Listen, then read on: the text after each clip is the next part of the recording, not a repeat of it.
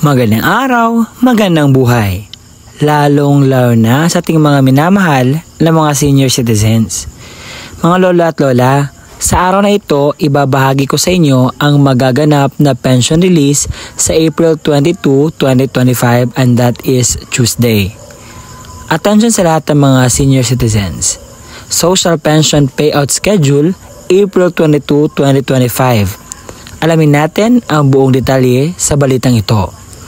Sa video na ito, malalaman mo ang mga lugar kung saan may magaganap na pension release. And by the way, ang pension release na pala ito ay para sa mga social pension for indigent pensioners. Malalaman nyo dito kung saang lugar ba may magaganap na pension release, anong oras ito magaganap, at saang venue ba ito i-held para inyong puntahan at para kayo ay makapag-payout na.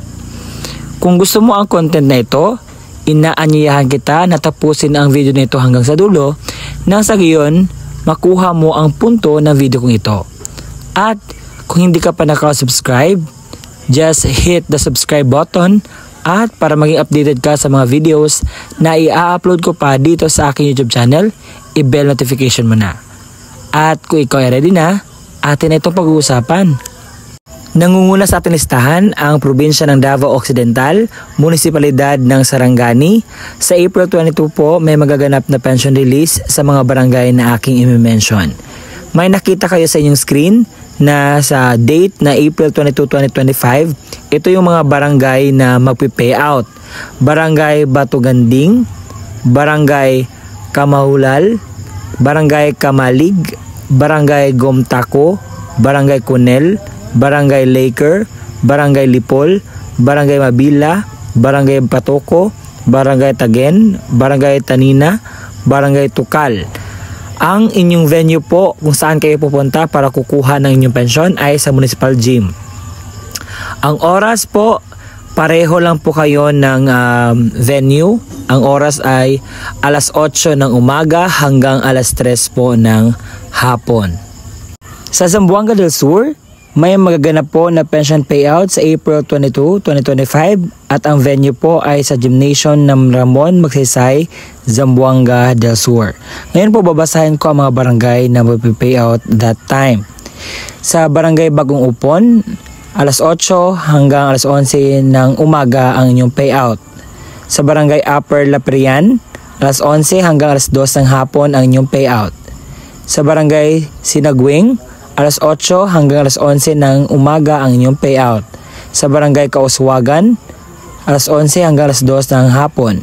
Sa Barangay Eastern Bobongan, alas 8 hanggang alas 11 ng umaga.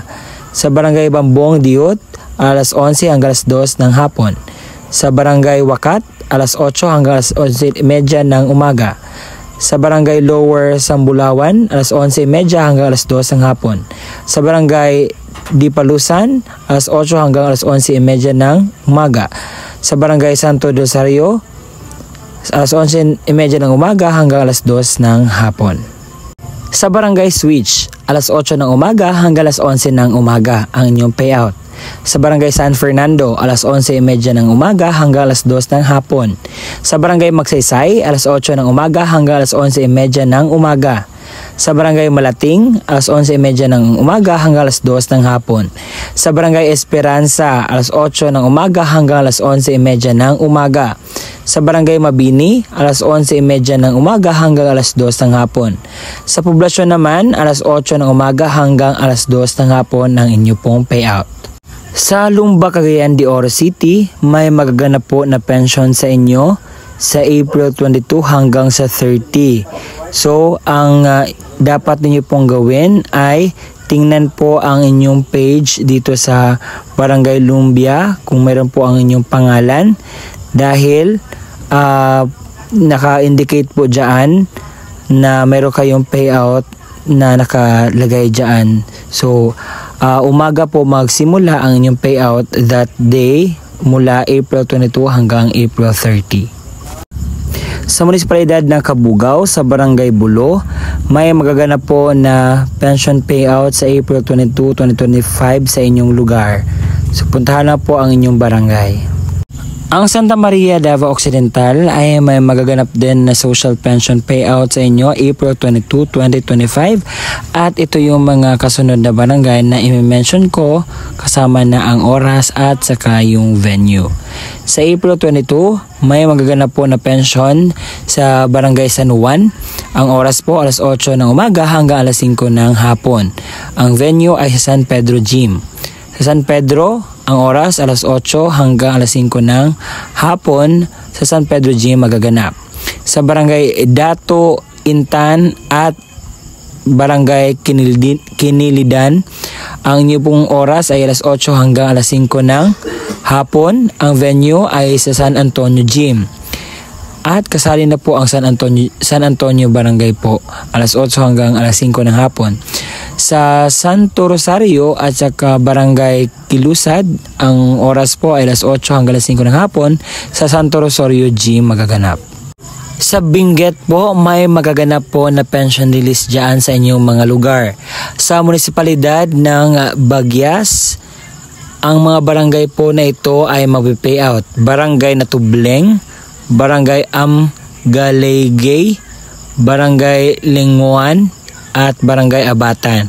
Ang oras po ninyo alas 9 hanggang alas 2 ng hapon at pumunta po kayo sa Barangay Hall para po sa inyong venue para sa inyong payout.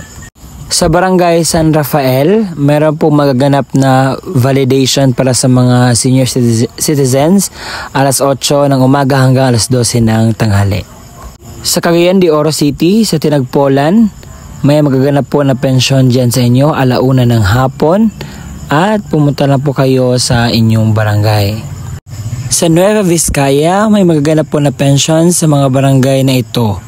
Sa umaga, alas 8 hanggang alas 10 ng umaga, ang Barangay Villaros at Barangay Baretbet. Ang Barangay Paniki, Barangay Nangalisan at Barangay Baker ay alas 11 hanggang alauna ng hapon. At sa hapon naman ay sa San Jeronimo alas 2 hanggang alas 4 ng hapon. Para po sa mga senior citizens sa Davao City, specifically po sa Barangay Maa, mayroon po ang senior citizens annual subsidy regular payout po sa inyo. At ang payroll name ay sa Falar Brigida et al.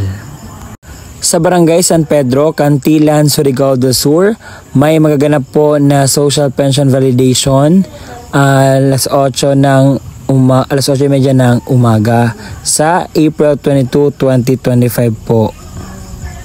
Congratulations po sa lahat ng ating mga senior citizens na pensioners sa Social Pension for Indigent Pensioners na makatanggap sa April 22, 2025, and I hope na kung meron kayong mga kakilala sa inyong barangay na hindi pa alam na merong schedule po sa payout, ipaalam nyo po at i-share nyo po ang video na ito sa inyong Facebook or sa inyong mga friends. Nang sa gayon, meron silang ideya kung ano na nangyari sa update ng kanilang social pension payout. Nasanay ang mga impormasyon na aking naibigay dito sa YouTube ay enough na para sa inyong pagpunta doon sa ang tawag dito sa venue na minention ko kanina. So sa mga nagtatanong kung ano yung mga requirements, nandito po ating babasahin. Nakita niyo sa inyong screen ang senior citizen social pension requirements. Una, for active or old beneficiaries, ang dadalhin po, mag-present po ng original senior citizens ID in claiming their stipend or yung pension nila. Pangalawa, kung authorized representative ang kukuha, applicable only for senior citizens who can no longer travel, sick person with disabilities, and bedridden beneficiaries. Kinakailangan mag-submit ng mga sumusunod. Photocopy ng beneficiary senior citizens ID na may 3 signature. Pangalawa, photocopy of the authorized representative government issued ID na may 3 pirma. C. Mag-filled out po ng authorization letter na may bagong format with original signature sa beneficiaryo and certifying officer. Para naman sa deceased beneficiaries, family member claiming the stipend has to present the following. Una, photocopy ng beneficiary's senior citizens ID. Pangalawa, photocopy of authorized representative government issued ID. Pangatlo, certified true copy ng death certificate. Pang-apat, warranty and release from liability signed by the authorized representative. Mayroon po silang paalala, no or incomplete documents or requirements, no payout. And no extension on payout is observed. So alam na po natin, it's very understandable po ang statement na ibinigay po ng social pension para sa karagdagang kaalaman para po masunod po mas smooth ang pension release na magaganap po sa inyong mga lugar. Nasanay, nakatulong ako sa inyo sa pagbigay ng impormasyon na kinakailangan ninyo sa inyong payout ngayong darating na April 22, 2025. Hanggang sa muli mga lolo at lola, salamat po sa palagiang pagsusuporta at panonood. Ako po si Ruel Mendoza-Tanyo. Kung nakatulong po ang aking vlog sa inyo ngayong araw, please consider to subscribe at para maging updated ka sa mga videos na i-upload ko pa dito sa aking YouTube channel, bell notification mo na. Hanggang sa muli, bye-bye!